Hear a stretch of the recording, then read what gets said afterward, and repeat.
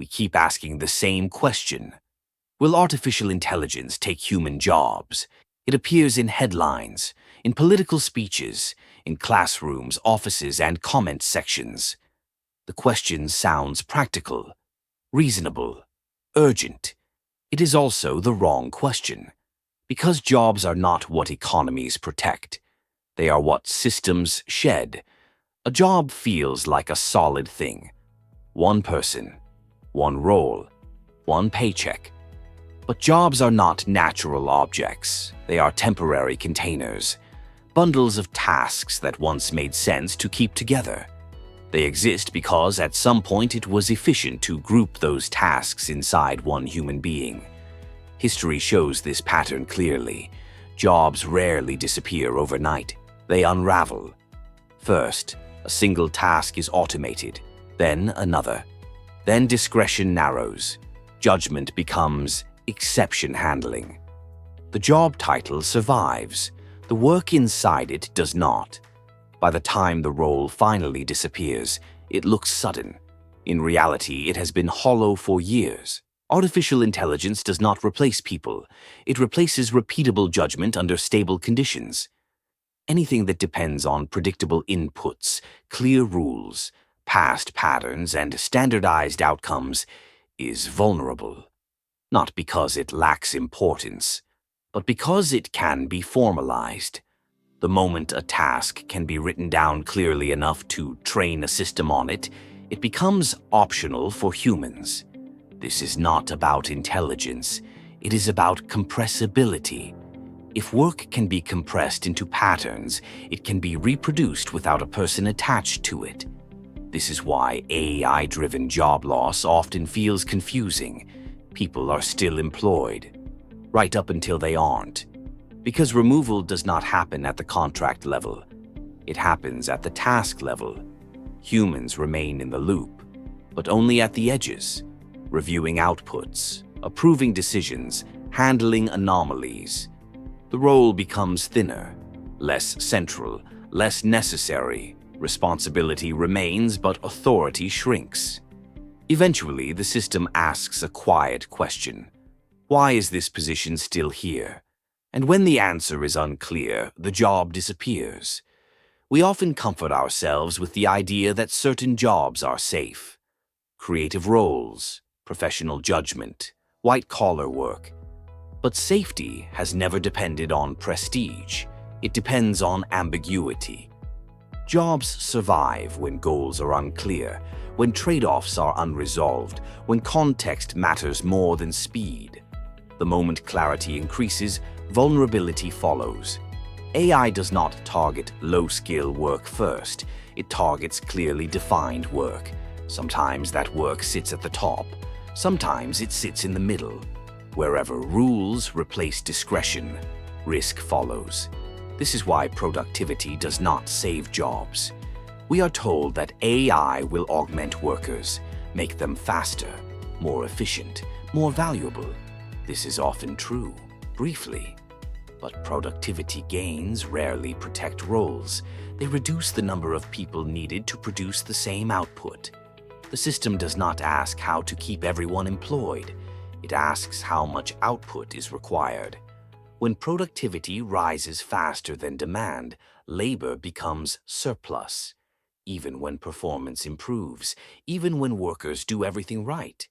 This pattern is not new. AI simply accelerates it.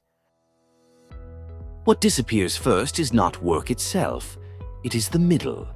Roles that are too complex to automate cheaply in the past, but too routine to require deep human insight. These jobs were stable for decades. They formed the backbone of many economies. They paid mortgages, funded education, anchored communities. Now they are fragile. When AI handles 60% of a role, the remaining 40% rarely justifies the same position. The job does not evolve. It fractures into fewer senior roles, more precarious support work, and automation in between. The middle thins, and with it, stability.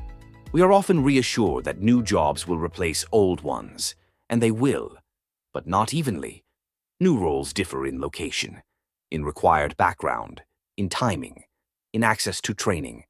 A lost job today is not balanced by a hypothetical role tomorrow, especially when retraining assumes time, money, and stability that many people do not have. Creation and displacement do not cancel each other out. They occur on different timelines, and the gap between them is where insecurity grows. What artificial intelligence really changes is not employment. It changes what is scarce. Human effort becomes abundant. Coordination becomes cheap. Output becomes scalable. What grows scarce is leverage, the ability to define problems, to choose objectives, to decide what should be optimized. People who control leverage remain essential. People who provide execution become interchangeable. This is not a moral judgment. It is a structural one. And structures do not care how hard someone works. This is why the impact feels unfair. Jobs were once the interface between humans and economic value. AI weakens that interface. Value is created with fewer people, distributed unevenly, captured upstream. The system does not redistribute automatically. It never has. Without deliberate intervention, efficiency gains flow toward ownership, not labor. This is not an AI failure. It is an economic one. AI simply makes it visible faster. The cost is not only financial, it is psychological. Jobs give people structure. They answer quiet questions. Where do I belong? What do I contribute? How do I measure progress? When roles disappear faster than new identities form, people are left suspended, not unemployed, unanchored. This instability reshapes societies long before statistics reflect it, long before policymakers respond. Most responses focus on protecting specific jobs. History suggests this fails. The system routes around preservation. Automation finds the weakest point. Capital relocates. Roles dissolve anyway. The harder question is avoided. How do we separate survival, dignity, and meaning from fragile role definitions? That conversation is uncomfortable, which is why it rarely happens. Artificial intelligence will not take all human jobs. That story is too simple. What disappears is something quieter. The assumption that work, identity, and income naturally align. They never truly did. AI simply makes the mismatch impossible to ignore. The danger is not mass unemployment. It is a world where productivity grows, systems function, and increasing numbers of people are no longer needed in the way they once were. Not because they lack value, but because the system no longer knows how to count it.